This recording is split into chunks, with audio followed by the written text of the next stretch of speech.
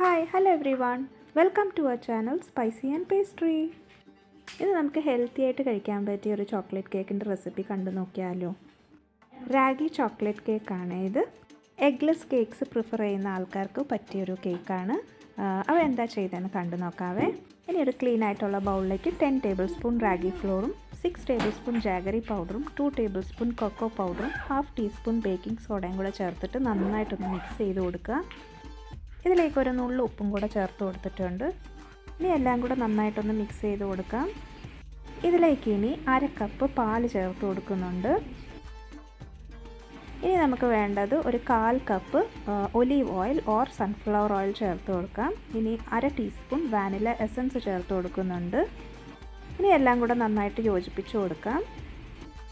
അപ്പോൾ ഇതുപോലെ നന്നായിട്ട് കമ്പൈൻ ചെയ്തെടുത്തിട്ടുണ്ട്. ഇനി ഒരു സ്പാച്ചുലയും കൂടെ യൂസ് ചെയ്തിട്ട് അടിയിലൊക്കെ ബാറ്റർ പറ്റി പിടിച്ചിട്ടില്ല എന്ന് ഉറപ്പ് വരുത്താൻ വേണ്ടി ഒന്ന് മിക്സ് ചെയ്ത് കൊടുക്കുന്നേ ഉള്ളൂ.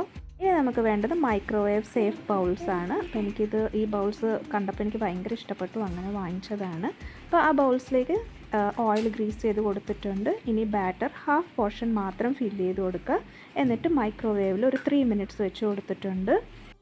അപ്പോൾ അത് ബേക്കായി വന്നപ്പോൾ നന്നായിട്ട് പൊങ്ങി ആ കപ്സ് എല്ലാം ഫുള്ളായിട്ട് കിട്ടിയിട്ടുണ്ട്. ഇനി നമുക്ക് ബേക്കായോ ഇല്ലയോ നോക്കാൻ വേണ്ടി ഒരു സ്ക്യൂവർ കുത്തി നോക്കുമ്പോൾ നമുക്ക് മനസ്സിലാവും ബേക്കായോ ഇല്ലയോ എന്ന്. ക്ലീനായി കിട്ടുന്നുണ്ടെങ്കിൽ അത് ബേക്കായി എന്നാണ്. അഥവാ അതേ പറ്റി പിടിച്ചിട്ടുണ്ടെങ്കിൽ ഒന്നുകൂടെ മൈക്രോവേവ് 1 മിനിറ്റും കൂടെ ഒന്ന് വെച്ച് കൊടുത്താൽ മതിയാവും. ഇനി ഇതിൻ്റെ ടോപ്പ് പോർഷൻ ഒന്ന് കട്ട് ചെയ്ത് മാറ്റി കൊടുക്കാം. നല്ല ബ്യൂട്ടിഫുള്ളായിട്ട് ബേക്കായി കിട്ടിയിട്ടുണ്ട്.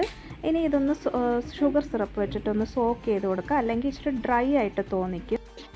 ഇനി അതിൻ്റെ മുകളിൽ ഒഴിക്കാൻ വേണ്ടി ഞാൻ ചോക്ലേറ്റ് ഗനാഷ് പ്രിപ്പയർ ചെയ്ത് വെച്ചിട്ടുണ്ടായിരുന്നു. ഡയറി മിൽക്ക് കൊണ്ടാണ് അത് പ്രിപ്പയർ ചെയ്തത്.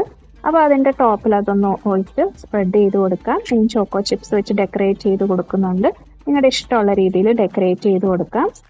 അത്രേ ഉള്ളൂ. നമുക്ക് വേഗത്തിൽ ഹെൽത്തി ആയിട്ടൊരു ചോക്ലേറ്റ് കേക്ക് കഴിക്കണമെന്ന് തോന്നുമ്പോൾ വിതിൻ മിനിറ്റ്സും കൊണ്ട് ചെയ്തെടുക്കാൻ പറ്റിയൊരു റാഗി ചോക്ലേറ്റ് കേക്കിൻ്റെ റെസിപ്പിയാണ്.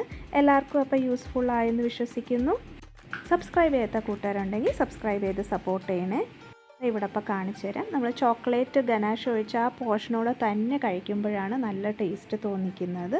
അപ്പോൾ താങ്ക് യു ഫോർ വാച്ചിങ്. ഇനി അടുത്ത നല്ല റെസിപ്പി വീഡിയോ ആയിട്ട് വീണ്ടും കാണാം.